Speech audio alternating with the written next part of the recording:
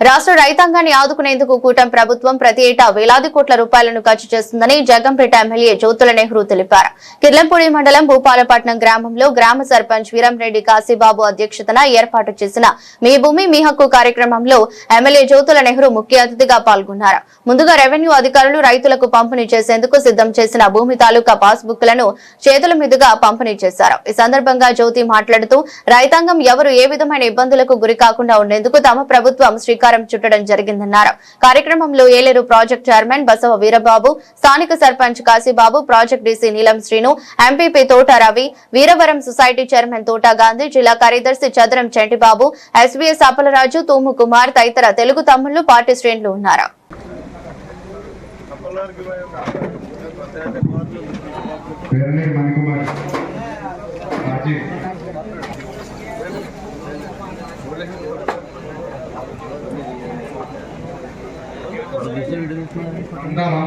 First photo ఉంది కదా పరపతి సుబ్బరాజు నువ్వనరా నట్టే పిల్లమ్మాయి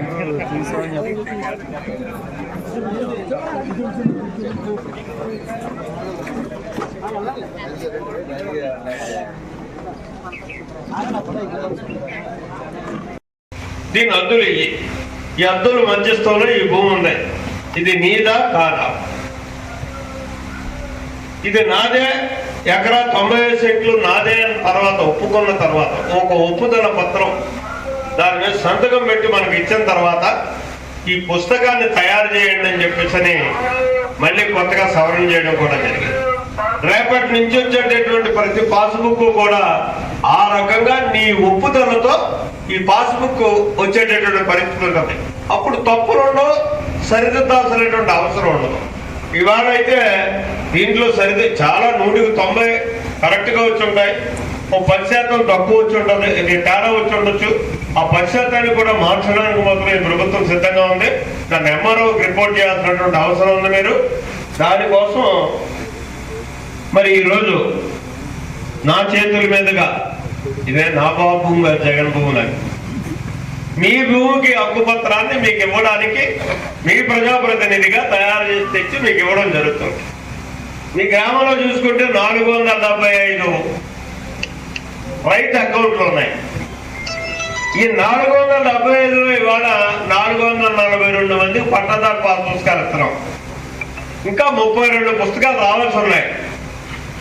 అవి వచ్చిన తర్వాత కూడా అవి కూడా మీకు నేను అనుకోవడం మీకు పోస్టల్లోనే వచ్చేస్తాయి డైరెక్ట్గా. ఒకవేళ లేదనుకుంటే మీ ఎంఆర్ఓ మీ కాశీబాబు గారు అంతా కూర్చొని ఇవ్వడం జరుగుతుంది. ఇది కార్యక్రమం ఇవాళ మనం చేసుకునేది. మీ హక్కును మీరు సంరక్షించుకునేటటువంటి కార్యక్రమంలో భాగంగా ఈ కార్యక్రమాన్ని ఇవాళ రాష్ట్ర ప్రభుత్వం నిర్వహిస్తుంది. అయితే ఇక్కడ నేను చిన్న వివరణ ఇవ్వదలుచుకున్నాను మీకు. ఈ జగనన్న పాస్ పుస్తకంలో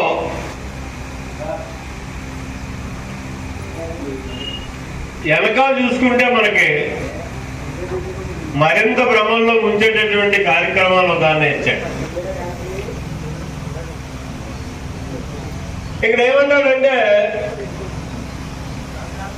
జల యజ్ఞం అంటే ఆయన చేసిన కార్యక్రమాలు చెప్తున్నాడు. ఇక్కడ ఒక తత్త బట్టి తన 5 సంవత్సరాల పాలనలో ఈ ఆంధ్ర రాష్ట్ర సరిహద్దుల్లో ఎక్కడైనా సరే తీసి ఒక కాలం ఏమైనా తగినటువంటి పరిస్థితి ఉందా? మన దగ్గర కాదు, ఆంధ్రప్రదేశ్లో ఎక్కడన్నా చూపెట్టుకోనండి. మరి జలయజ్ఞం దేనికి చేశాడు?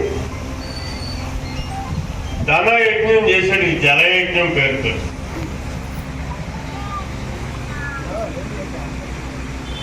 అలాగే మద్య నియంత్రణ, ఇది ఎంత ఘోరం అండి. ఇది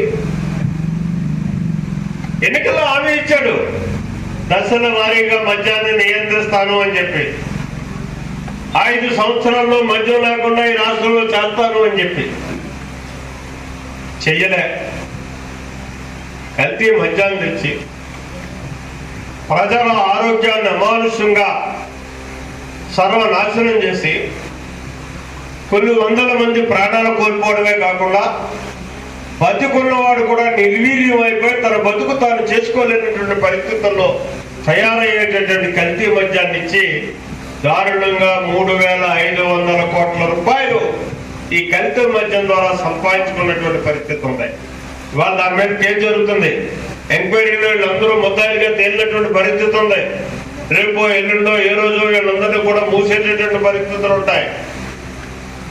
ఇదే ఆయన చేసింది మద్య నియంత్రణ.